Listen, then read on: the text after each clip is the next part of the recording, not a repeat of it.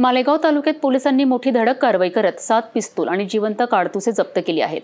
धुळे शहरातून आलेल्या 2 संशयितांना ताब्यात घेऊन तपास सुरू आहे।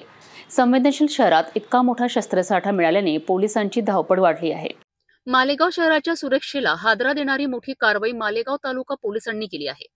ग्रामीण पोलीस अधीक्षक बाळासाहेब पाटील आणि पोलीस निरीक्षक धुळे श्रीकांत धेवरे यांना मिळालेल्या गुप्त माहितीवरून ही धडक कारवाई करण्यात आली आहे।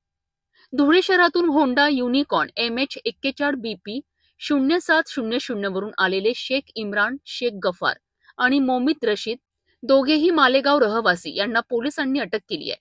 तपासादरम्यान संशयितांकडून एक नव्हे दोन नव्हे तर तब्बल 7 पिस्तूल आणि जिवंत काडतुसे जप्त करण्यात आली आहे।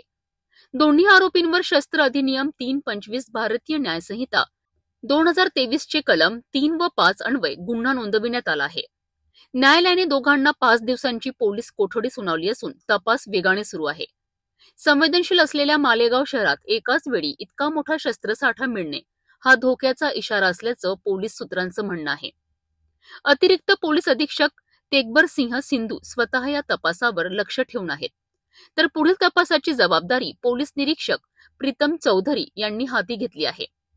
या शस्त्रांचा पुरवठा कुठून झाला, यामागे कोणता गँग व सूत्रधार सक्रिय होता, याबाबतचा तपास पोलिसांकडून सुरू आहे।